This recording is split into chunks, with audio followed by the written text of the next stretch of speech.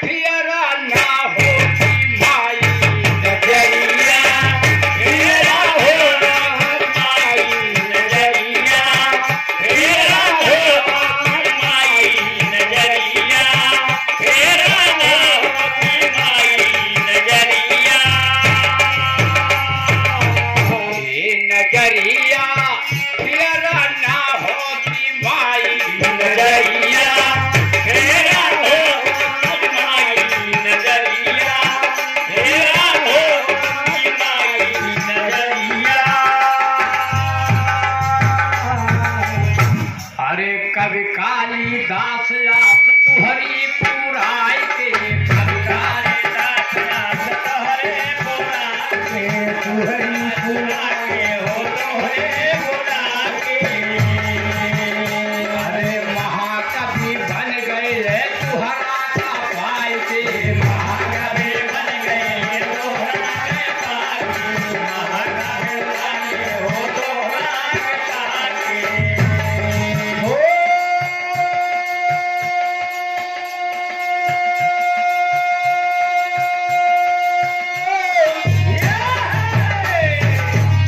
अरे भोल दिया माई आज ज्ञान की गठरिया नजरिया, नजरिया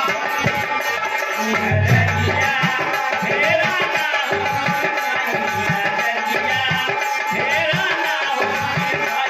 नजरिया, फेरा ना होती माई नजरिया, फेरा ना होती माई नजरिया, फेरा ना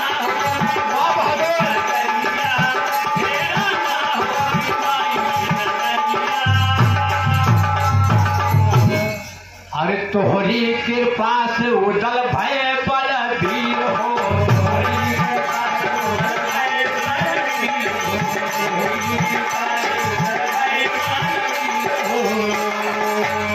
अरे बिरसा के मलखान गए बजन वीर हो, बिरसा के मलखान गए बजन वीर हो, बिरसा के मलखान गए बजन वीर हो।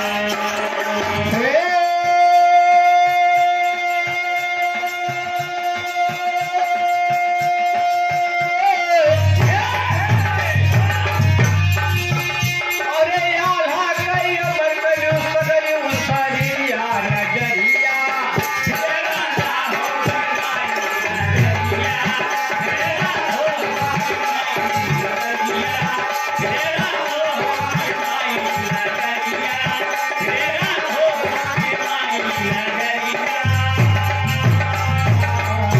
अरे तुहरी शरण चरण बिनती हमार बात भरी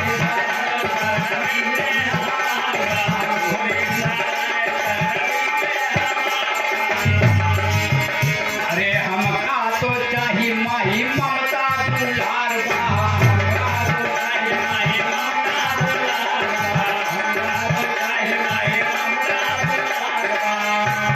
हे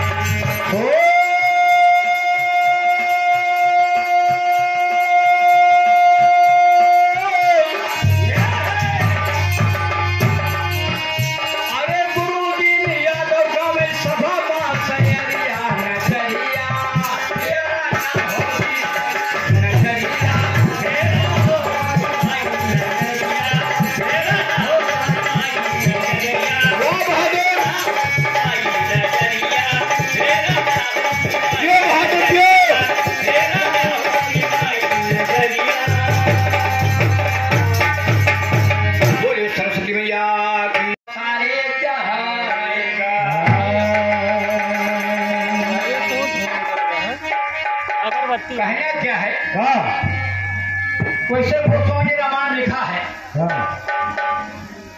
कि बड़े भागे मानुष तन पावन, असुर नर मुनि सब ग्रंथ ही गावा। 84 लाख यौन भ्रमण करने के बाद मानव तक मिला है। आसानी मानव तक नहीं मिला है, लेकिन इस तरह का सदुपयोग करना है, दुरुपयोग नहीं। गोसाई महाराज रामायण कहीं नहीं लिखे हैं कि बड़े भाग गढ़ातन पावा, बढ़ियाता ना है। कहना क्या है? तो मनुष्य मिला है तो गोस्वामी रामायण लिखा है।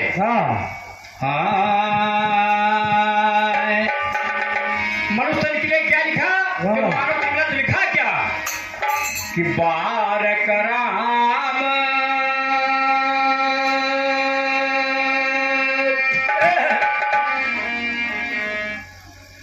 बारक राम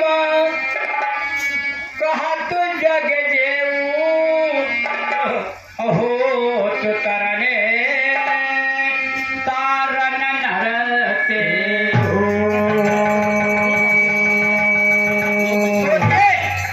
कि गोस्वामी रामायण लिखा कि बारक राम कहा जेऊ। संसार में जो कोई एक बार राम का नाम लेता है हुआ तो तरता लेकिन स्नाई भैया की माला फेरा था, सोचा था बाल धो रहे गेहूं कटावे बा, पूजा करता था, सोचा था कि भाई कर भी नहीं आई बा, सोचा था भैया सबके खेत ट्रैक्टर से जोत गया, पूजा करता है मंगा हनुमान जी के नाम लेता, लेकिन खेत का ध्यान है। जो दिल से जोत साधे, अरे जो दिल से जोत साधे जोगर भाई है, अब पिया जिसको चाहे सुहागन वही है, तो दिल से साधे। यह भैया माला फेरा करा, जब माला छापा तिलक शरीर को काम मन काचे नाचे बेटा साचे राचे। तो लेकिन है देखिए कोई बात है।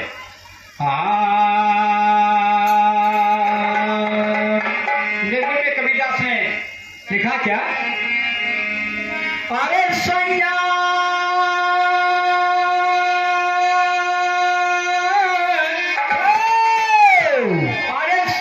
मिलन की करो जतन सखी सैया मिलन की हो, करो जतन सखी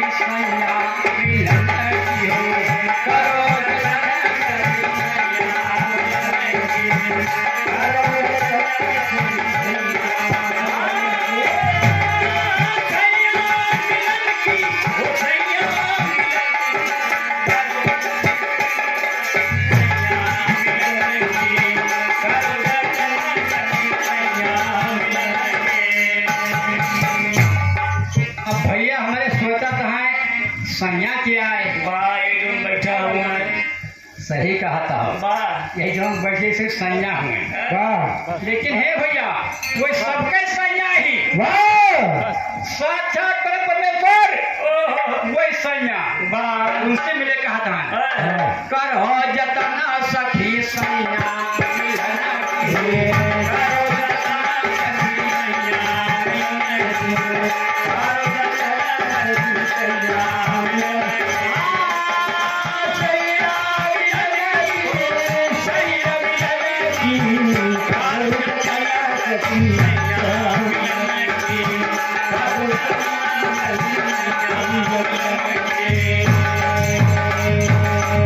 गुड़िया गुड्डा सूता सुपलिया गुड़िया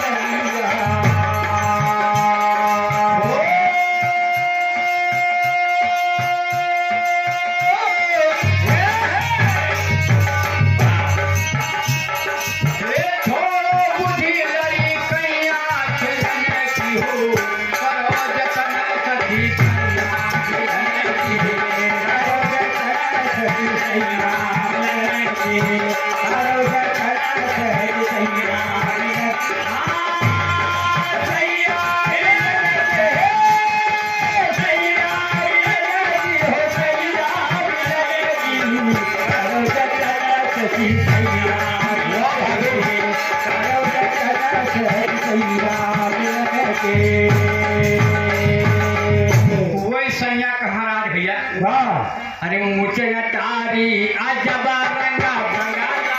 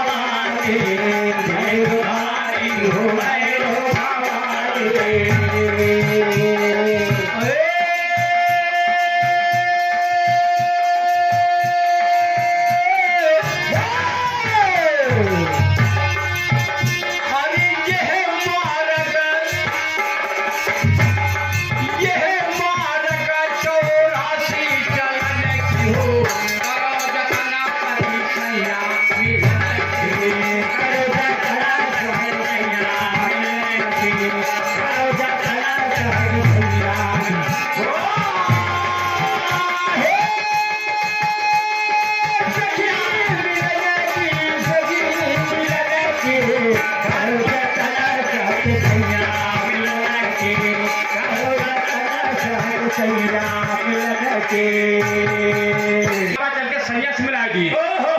दोनों को जब मेल हो जाए तो क्या कहना है? वाह वाह। हाँ भैया, अगर कुछ ऐसा काम करो दुनिया में नाम हो जाए, हाँ। माला तुम फेरो माला ये फेरे कि सरेआम हो जाए, लेकिन वो माला नहीं। माला फेर बताने की सोचा था।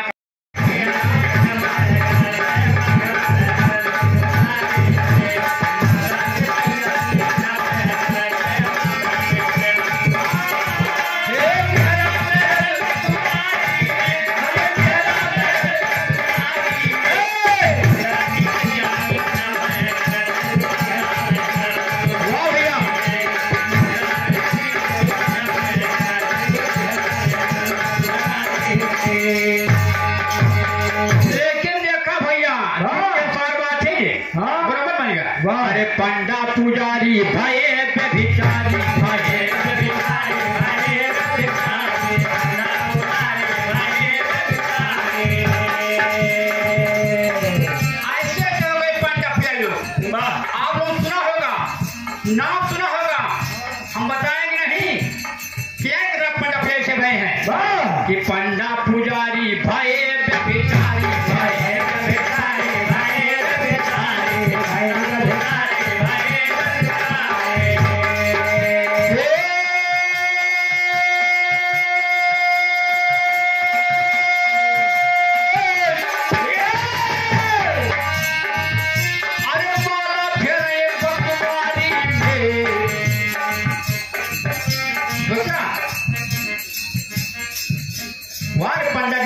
अरे माला फेरे बसवारी में मर्दा से पहिया सीमा पे गड़ गए।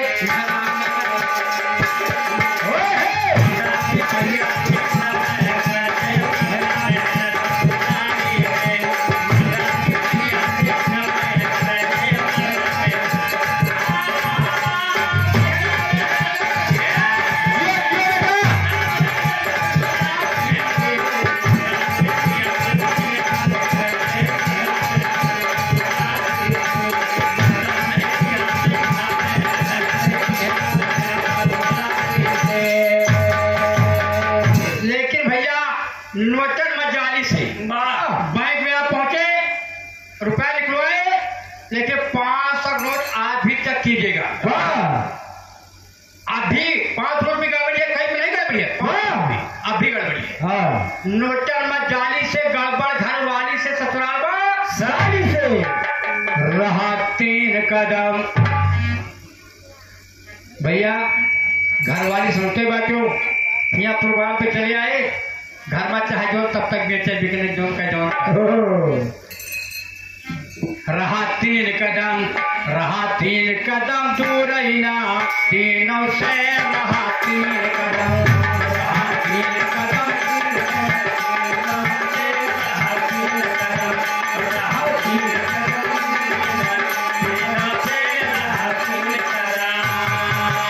और खतरनाक बात भैया हमारे यहाँ हमारा फैजाबाद जिला अयोध्या लागत है। वाह, फैजाबादी बंडा से मुर्गी के अंडा से अयोध्या के बंडा से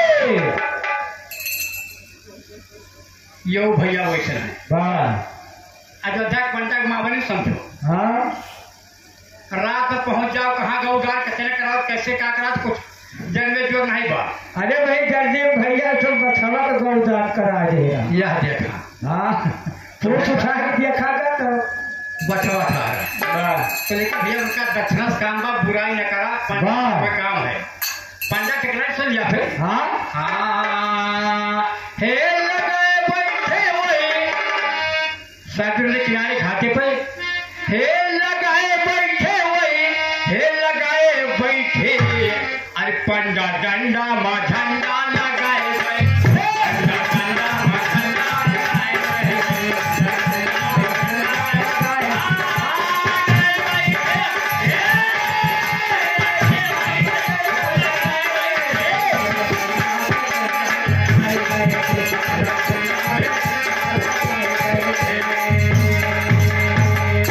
जैसे भैया कहा था बात सही, प्रोफेसर कहूँ देखे में नहीं गए रहे हुए। अरे सही बात है। अरे बंडा डंडा मझंडा हे लगाए बैठे, और पंडा भरही से घरवा छटाए बैठे,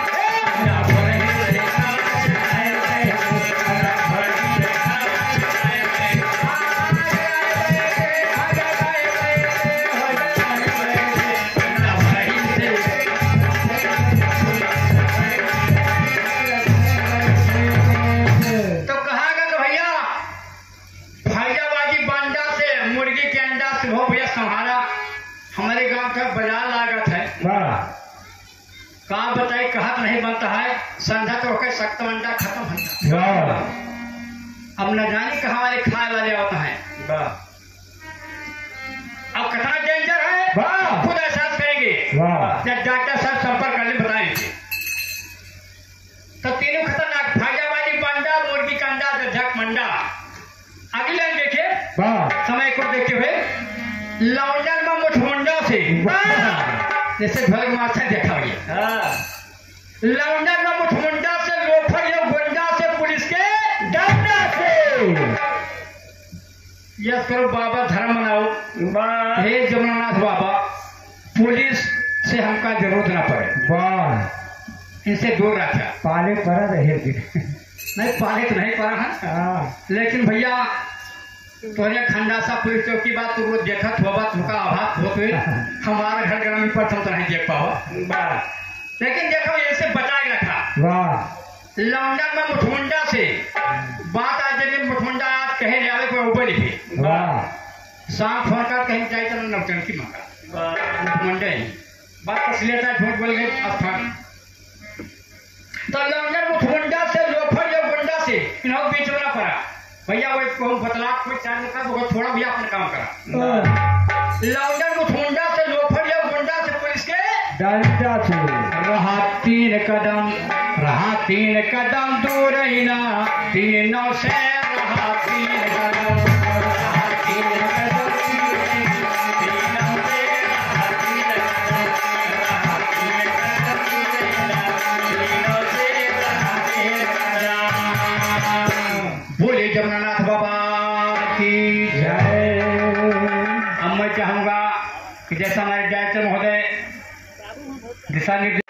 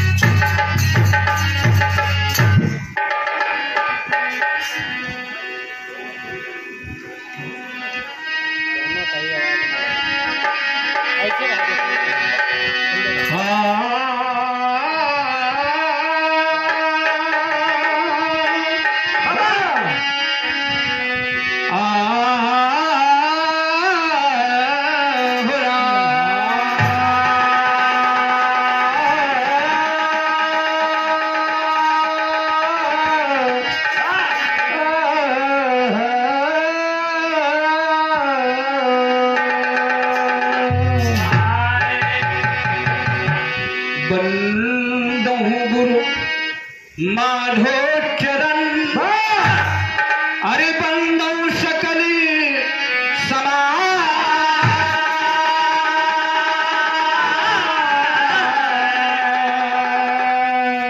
आदि शक्ति सातो बहिनी की राखो सभा में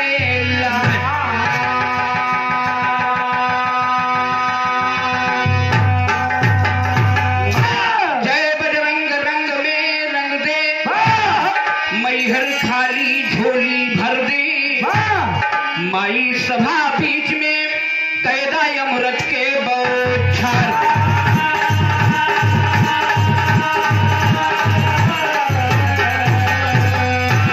जय जननी जगतारणी आवा अरे आज भक्त की कारणी कष्ट निवारण मैया नैया की पटवा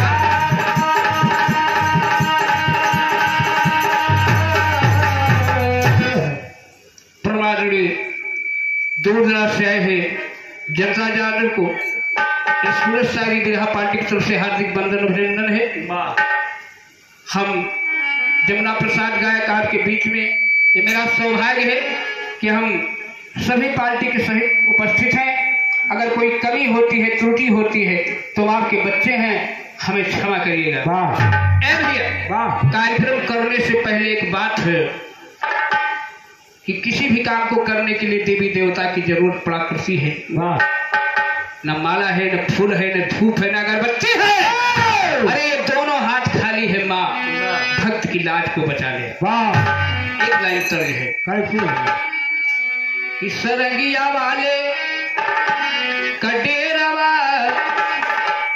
सरंगिया वाले कडेरवा बतई देर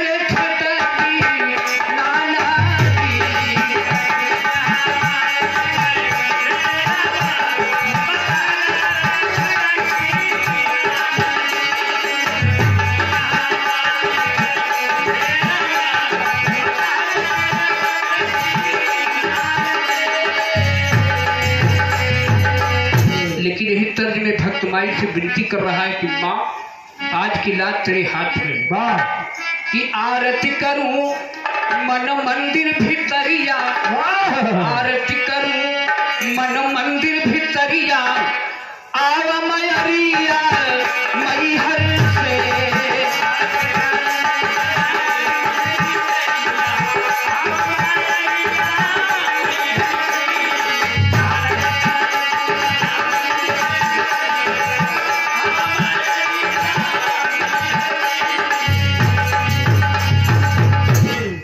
देवी देवता है माँ के चरणों में पड़े हैं। क्यों?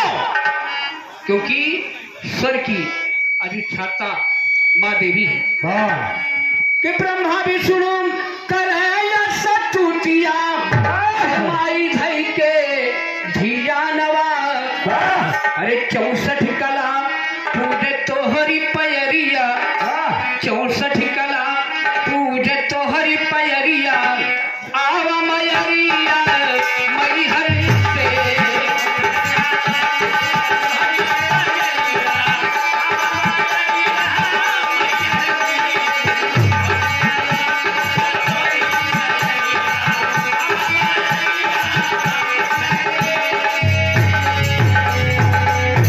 देखिए समय का हम पूरा ध्यान रखते हैं। अभी आपके बीच में हमारे जो पार्टी के गार्जियन हैं गुरुदीन यादव जी ने आपके बीच में रखा अपने गीत को प्रस्तुति दिया। माँ की वंदना आखिरी लास्ट लाइन कहना है। गुरु सीताराम माधव ज्ञानी ज्ञानवा प्रसाद गाँव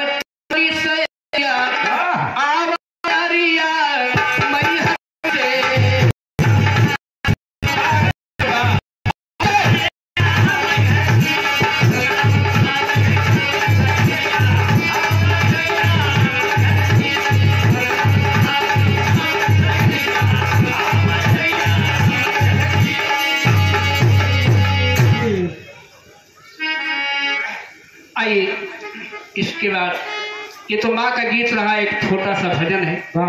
उसके बाद हमारे कई कलाकार, हमारे साथी कलाकार मेहमराज जी और हमारे नगमे गाए सदा न फसले बहारा, सदा न हुस्न जवानी रहती, सदा सहोबत यारा कि रब जाने किस डाल का गुल किसके लिए खिलता है। कहते हैं दिल के सच्चे मुसाफिर प्यार सदा रहता है। मेरे भाई, ये आप प्रेम से आए हैं, किसी बंधन से बंध के नहीं आए हैं। माँ बाबा जी का दरबार है और दरबार में अगर आप हाजिरी लगाएंगे, एक नाइट की हाजिरी लगाएंगे, गारंटी है बाबा आपको सालों साल की रातें मिलेंगे। क्यों मिलेंगे? पहले भक्ति करके देखिए, शक्ति तो बाद में मिलेगी। आज जगराता है, इसमें आप समय दीजिए। बाबा आपका भंडार भरा रखिए, बहुत बहुत धन्यवाद। एक छोटा सा भजन। अरे दाग पिया, दाग पिया, अरे दाग पिया मोरी चुनरी में परी गए, दाग पिया मोरी चुनरी में परी गए, दाग पिया मोरी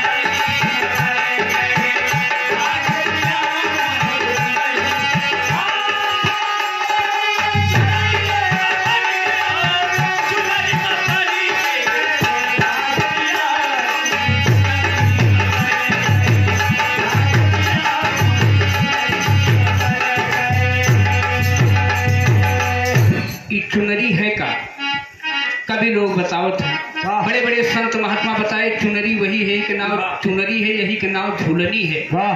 ये झूलनी इसलिए है कि आप कितनों डपोट के का बैठा लेकिन हीला बंद न करी, और जौने दिन हीला बंद कर दी ये दुनिया से विदाई न हो जाए। भैया ये है चुनरी के बच्चा। इस चुनरी मोरी ससुर से आई,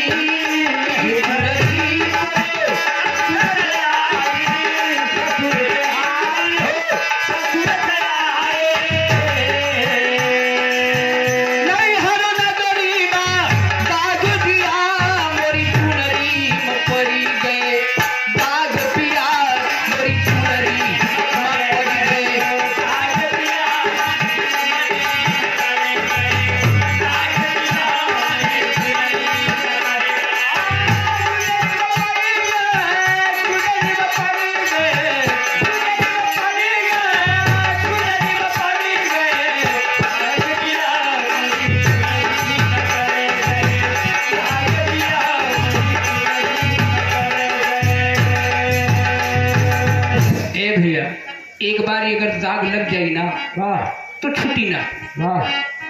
ये पूरी धो धो कटी कटी के धागा अलग अलग हो जाए, बाकी वो दाग ना हटे। ये हमारी जरूरत बा कि अपने आप का बच के चला। कहना है कि मली मली धोयो दागिना छूटे, मली मली धोयो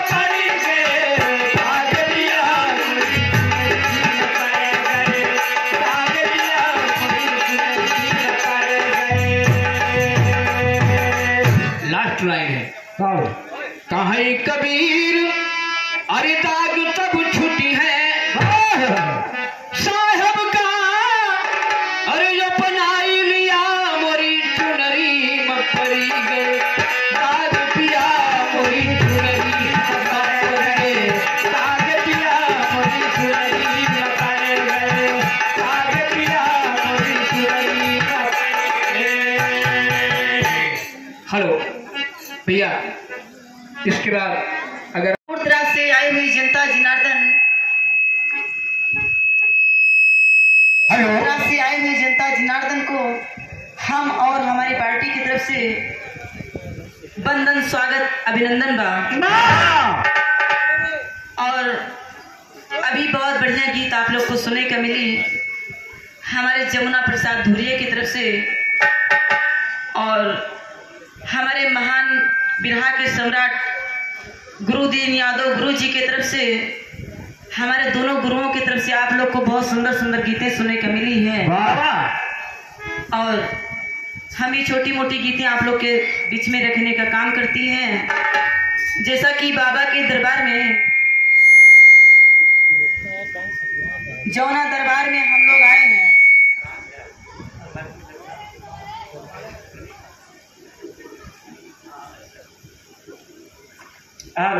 जिस दरबार में हम लोग आए हुए हैं, जो भी आया है कोई खाली नहीं जाएगा।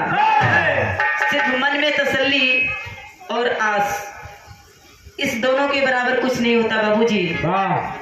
आप लोग आस लगा के बैठे रहेंगे और बाबा का भाव भजन सुनेंगे, मन से सुनेंगे तो आपका मनोकामना सब पूरा होता रहेगा। आइए मास्टर, शोर दे के आइए। गला बहुत खराब है लेकिन क्या करें, बाबा चाहेंगे तो मेरा गला ऊंचा कर देंगे। सर्दी लग गई है। आइए शोर दे के आइए भैया, संभाल के रखिएगा। तोरे ऊपर बस अब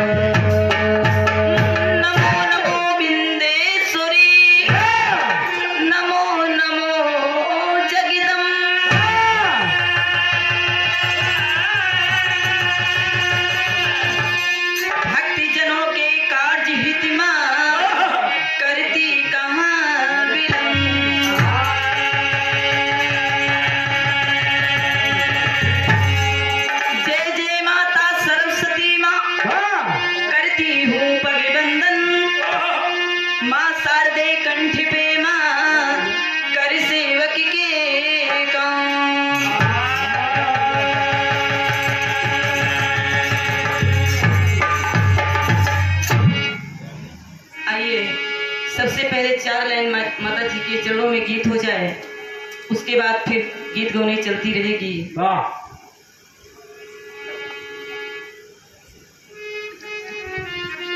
कहना हो कोई भी बच्चा हो, अगर माँ से रोता नहीं तो दूध नहीं पाता है। तो हम लोग उनके सामने और जमुना दास यानी जमुनानाथ बाबा के चरणों में रोने आए हैं। बाबा चाहेंगे तो हम लोग को हंसा के भेजेंगे। और हमारे दर्शक श्रोता बंधु, जो भक्तगण लोग बैठे हुए हैं, माँ बहन पिता तुल बुजुर्ग भैया लोग जो बैठे हुए हैं, हम सारे लोग हंसते हुए जाएंगे। बाबा का दरबार इतना बड़ा है कि भंडार से खाली नहीं जाएंगे बाबा। तो आइए 4 लाइन का गीत माँ जी के चरणों में हो जाए। कहना है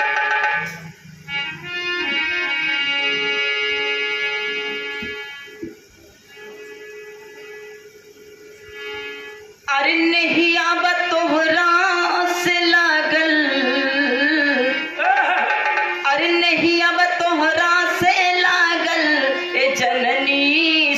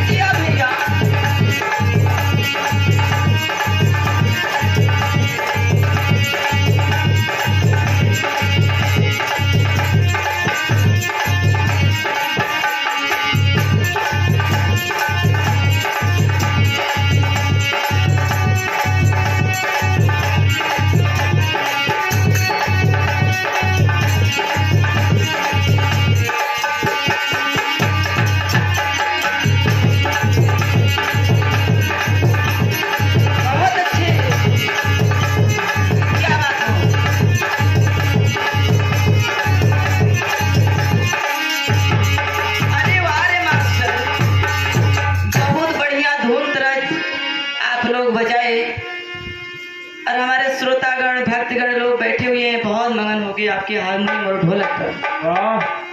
लेकिन आवाज नहीं बजाए कि ये गीत तो नीचे से रही है, गला बहुत ही खराब है। कहना बा कि सच्चे दिल से जो भी माने बेड़ा पार करी है, सच्चे दिल से जो भी माने बेड़ा पार करी है, जमुना नाथ बाबा सपना साकार करी है, जमुना नाथ बाबा सपना।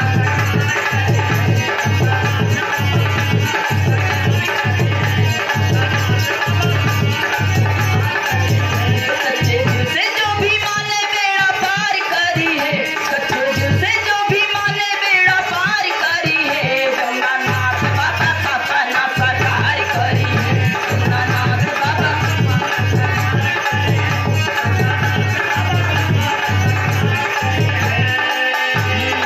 आपने कहा दुख जो भी सुनावा, जो भी सुनावा हो, जो भी सुनावा हो, जो भी सुनावा। कहा दुख बाबा ने दूर भगावा,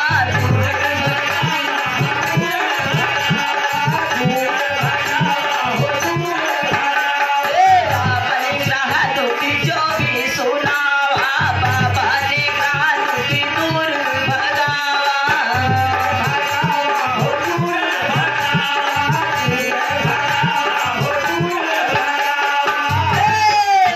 जिसका हुआ भला जय जयकार करी है, जिसका हुआ भला जय जयकार करी है, जमुना नाथ बाबा सपना साकार करी है, जमुना नाथ बाबा।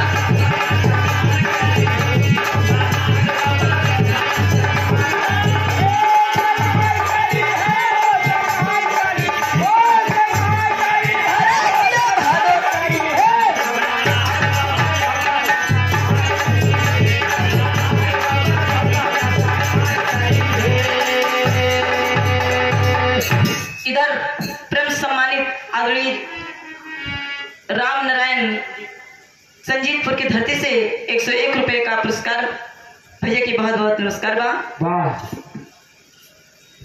बाबा का आप लोग मनिए दिल से तो आप लोग को फूल जरूर मिली, एक ना एक दिन जरूर मिलवे करी। लेकिन अगले बन में कहना बे का अरे भक्तों की भीड़ लगेला भारी,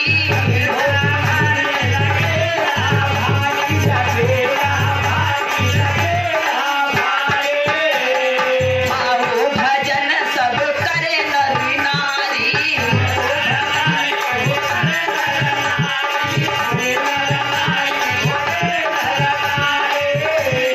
भक्तों की भीड़ लगेला भारी, भाव भजन करे रोज नरी नारी।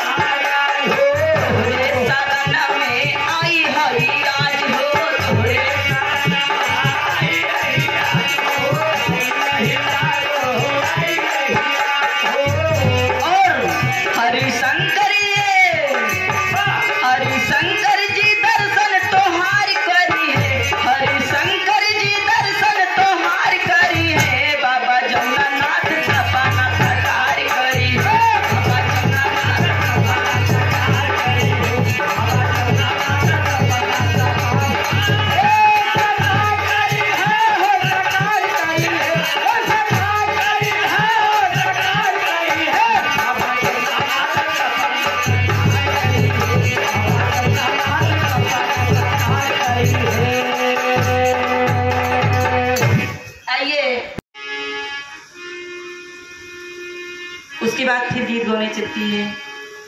कहना हो अब प्रभु जी की शरण शरण में सभी लोग हैं। ये पूरी पृथ्वी का लोग उन्हीं के शरण में है। वो सबका मालिक है। उनका भी गीत हम लोग गाएंगे और गा सकते हैं। हमारे श्रोता बंधु जो बैठे हुए हैं, गीत इनको भी सुननी चाहिए, क्योंकि ऐसा गीत बहुत कम सुने का मिलत है। आजकल जब से भोजपुरी चली बा, भगवान प्रभु श्री राम जी सबके जेबा में धे उठल है ना भैया। सभी लोग जेब में धे लिए हैं।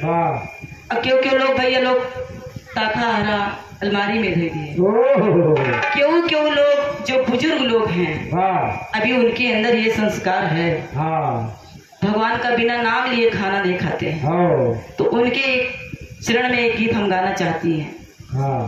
आइए कहना हो प्रभु श्री राम गले हो, प्रभु श्री राम गले सो है गजरवा गजरवा ये गुड़िया बड़ा निकला गजरवा ये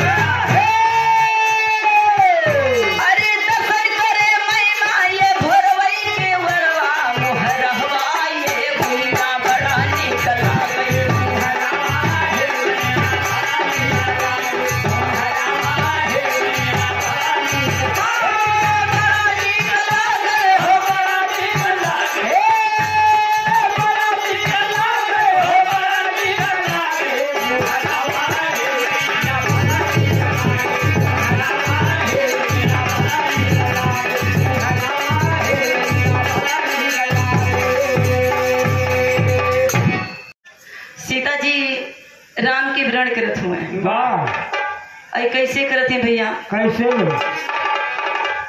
सारी सहेलियां सीता जी के बीच में बैठी हुई हैं। वाह, और गा रहे हैं। का गा रही हैं? का? निकला गे सीता के सजनवा, निकला गे सीता के सजनवा, आंगनवा बीचे। निकला गे सीता के सजनवा, आंगनवा बीचे। निकला गे सीता के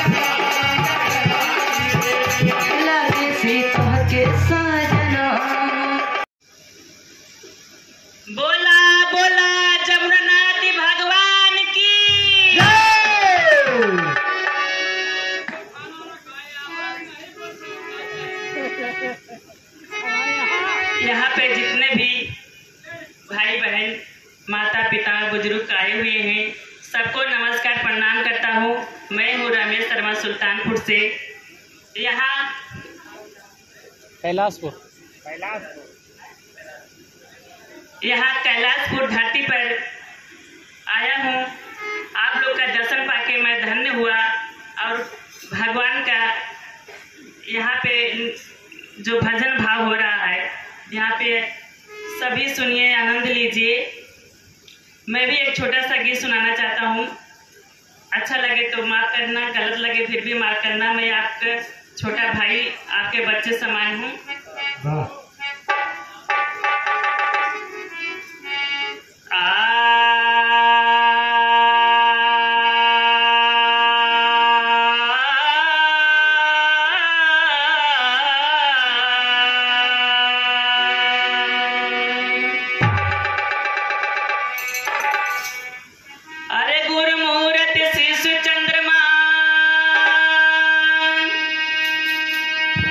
चतुर्भुज नयन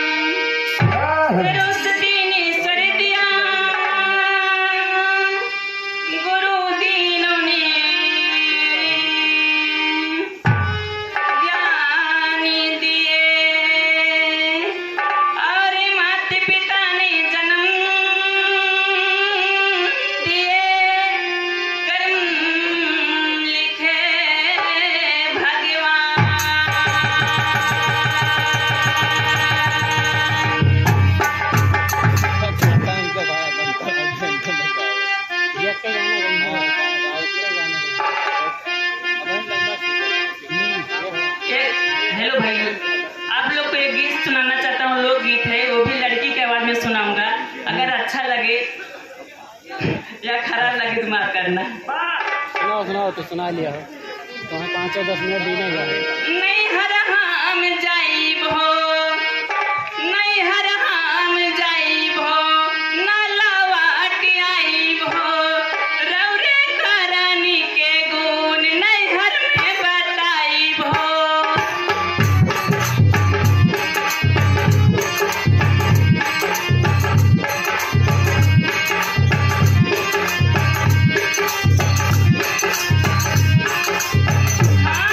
जाए पिया तहर जारे जवनिया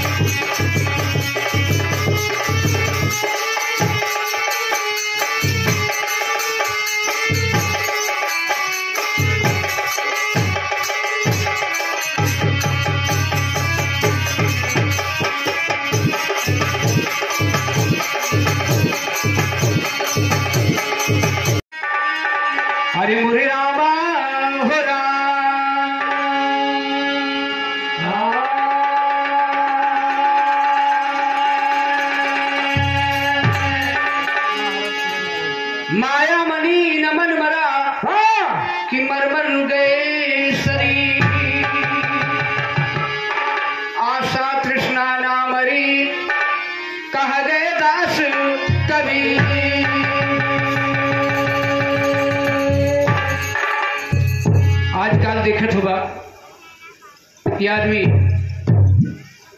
माई बाप से सेवा ज्यादा कुकुरे के करत बा। 50-50 20-20 हजार के खरीद ले हैं, दोनों टाइम में हुआ थे। उनका पूरी सेवा भाट करी है। अगर इतना माई बाप को हो जाए कितनी मजा हो। माँ का दर्द तो माँ ही बता सकती है। माँ से बड़ा ही दुनिया में कोई नहीं है। शायद माँ न होती तो दुनिया के दर्शन न होते। अरे चली गई जवानी, चली गई जवानी, जियत करा हो कहाँ चली गई जवानी, जियत करा हो कहाँ चली गई जवानी, जियत करा हो कहाँ चली गई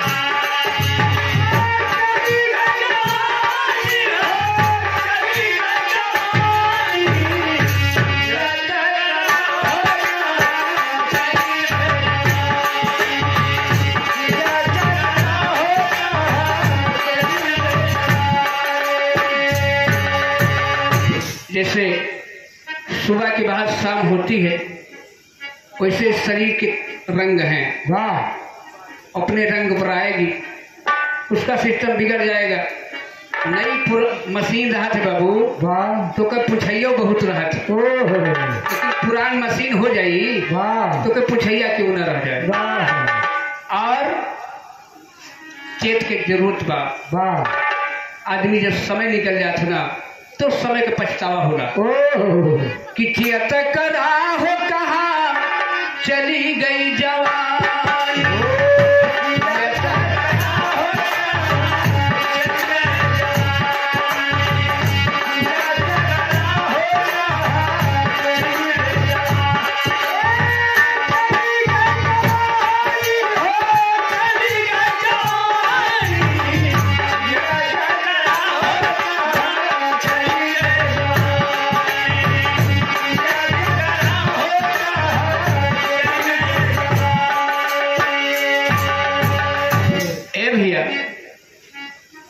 जब समय आ गया बुढ़ापा का, अपना नहीं खाएगा दहरन के कपड़ा दे, काफी फीस दवाई हमें बतावा कि नहीं सब जानता। लेकिन जब अब तुहार जरूरत गिदहरा के लागे तो गिदहरा भागत बा, देख रेख नहीं करा चाहता है कि हथवा बुढ़ाने गोड़ावा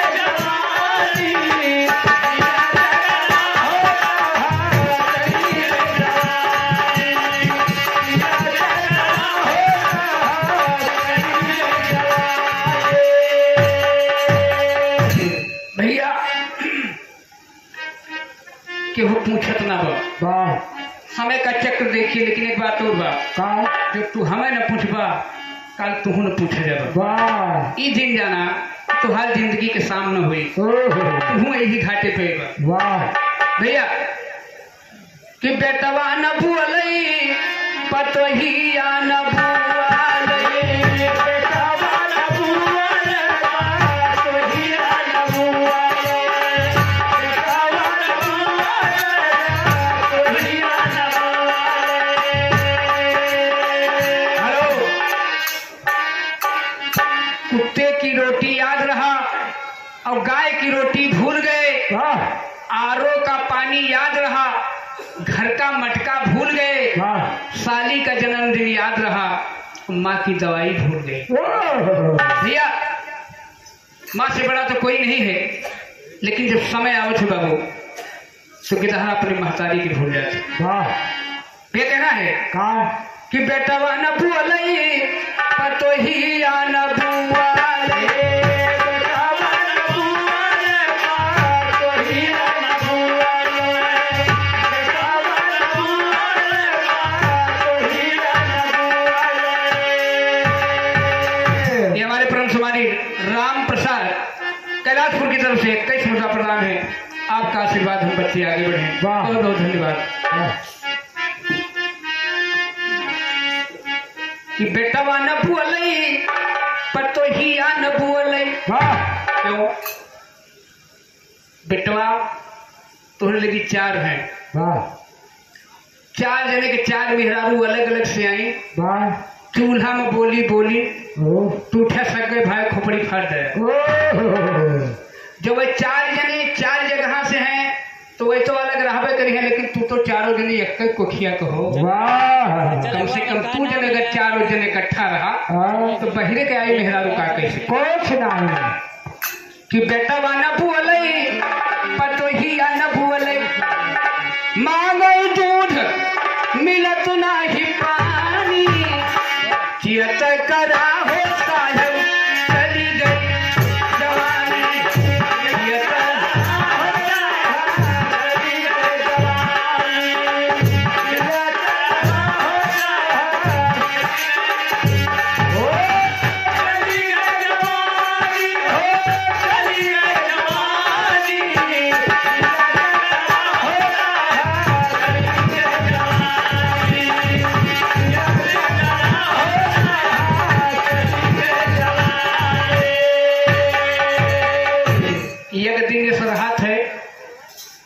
कि आदमी के बिना देखे चैन ना पड़ो।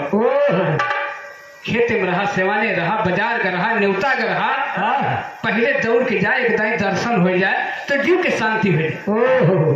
और वही आदमी एक दिन आंखी पर करके लागत कब जब 75 साल 80 साल को हो जाए। सब देखे हैं झगड़ा बूढ़ा बुढ़िया के, दादा उठा के एक लठ मारी, बूढ़ा दौड़ के गई लालटेन बुता के पियना छोड़ के फेंक दी। समय का रंग है, जीवन है, कभी रंग है कभी बदरंग है। आज आप राजा हैं, कल भिखारी होंगे, ये दोनों हाथ खुले होंगे, कुछ नहीं होगा तुम्हारे हाथ में, यही सब रह जाएगा। क्या फर्जी बेईमानी पर लगे हो यार। अपने आप को साधो, समाज में अपनी एक पहचान बनाओ, हरि के चरण में विनती कर लो।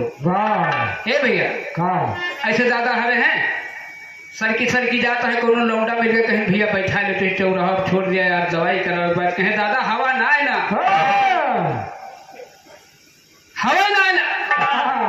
और वही जवान जहीर मेहरारू मिल जाए, बिटीनी मिल जाए, बैठा ले जाए टैटू सब साथ समय का चक्र है। बने बने के लाखों निशान होते हैं, अब बनी बिगड़ जाए तो दुश्मन 1000 होते। कि बेटा वा न बोले पतोहिया न बोले, अरे मांगई दूध मिलत नाही पानी, कियत करा हो साहब चली गई।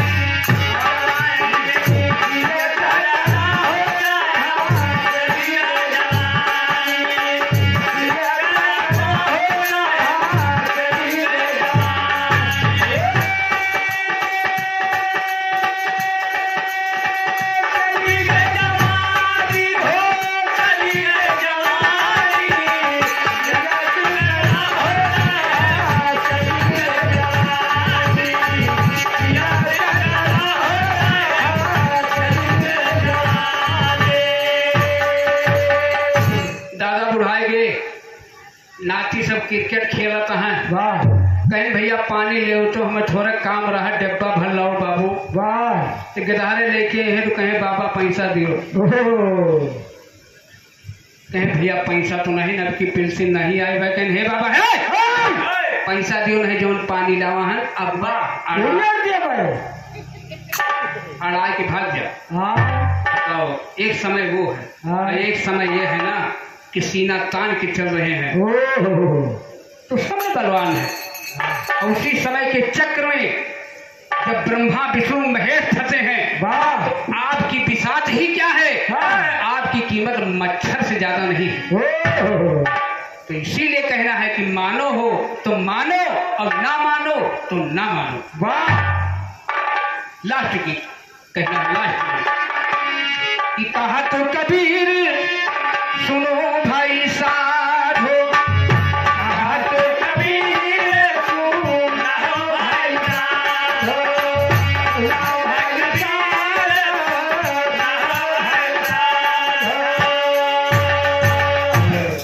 इधर हमारे शिव कुमार भैया की तरफ से 20 मुद्रा प्रदान है। बहुत बहुत धन्यवाद, आशीर्वाद की कामना है।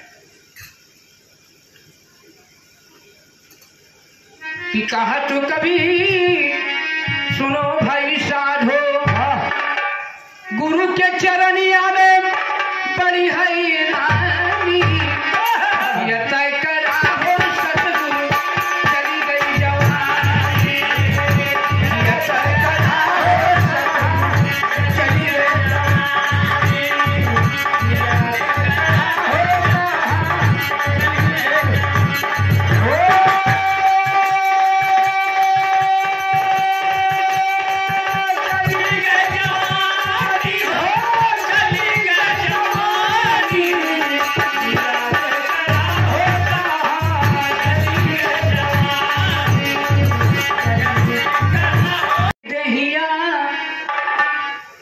दहिया कवन किनारे जाके लागी, दहिया कवन किनारे जाके लागी,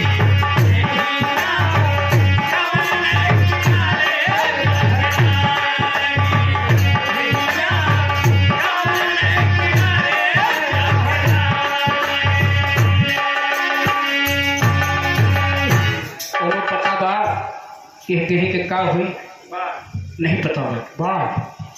ये घर में होगा या प्रदेश में होगा, खेत में होगा, क्या होगा रब जाने। क्योंकि जब उधर से रिमोट दबेगा खिलौना जहाँ का तहाँ पड़ा रह जाएगा। किनारे जाके लागी दहिया कवन किनारे जाके लागी,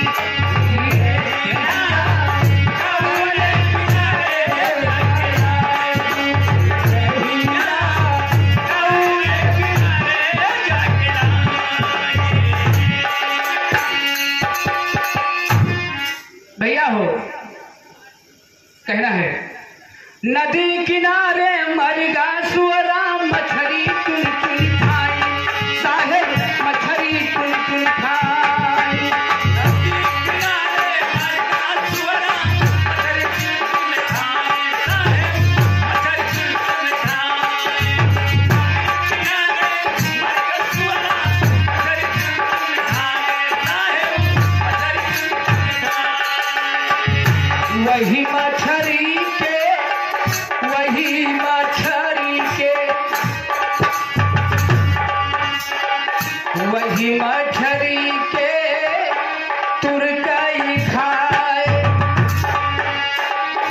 तोहरा हृदय तुरकई, दहिया कवन किनारे हरी रागी, दहिया कवन किनारे जाके लागी,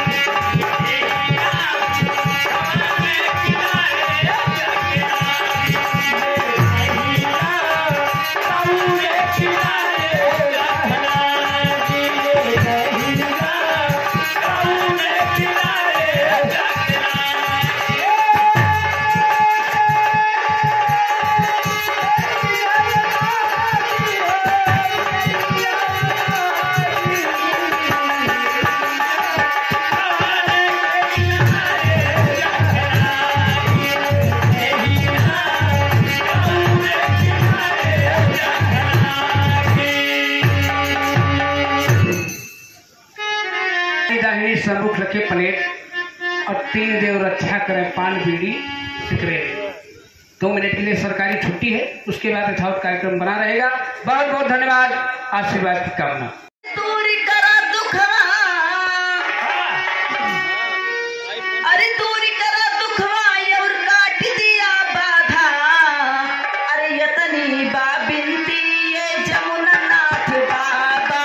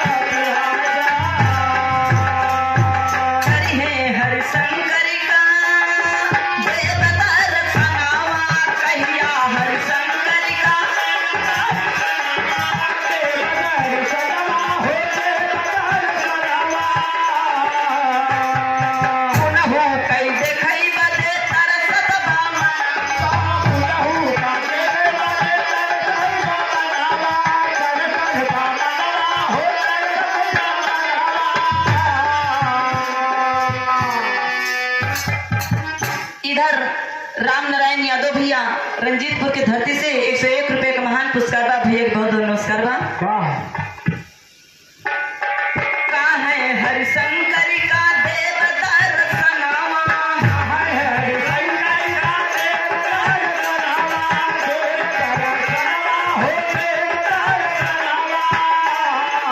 उनहु कई देखई बदे तरसत बा मनावा, उनहु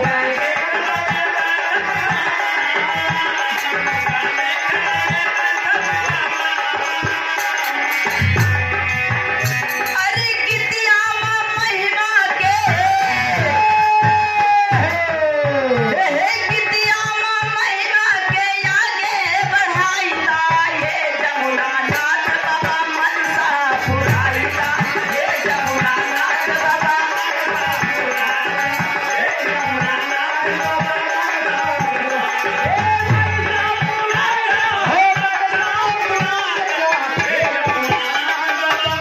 क्या बात है?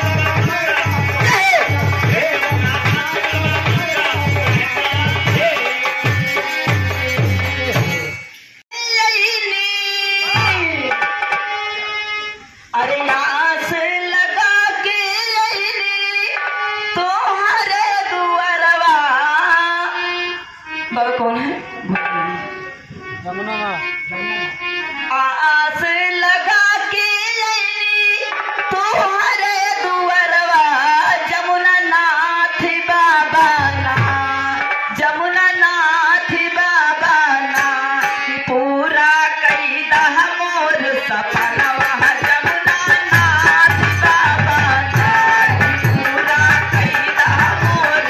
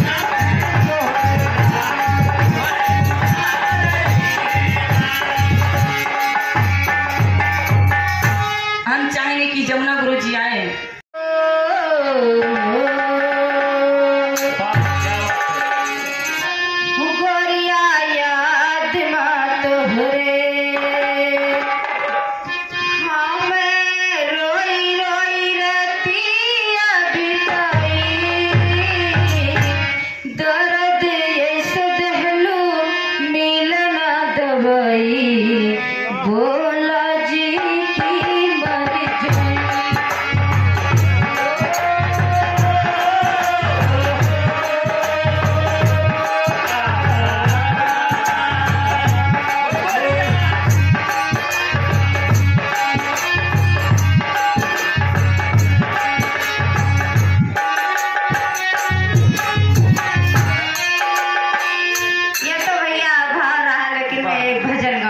हाँ सही है, थोड़ा चटनी काम कर।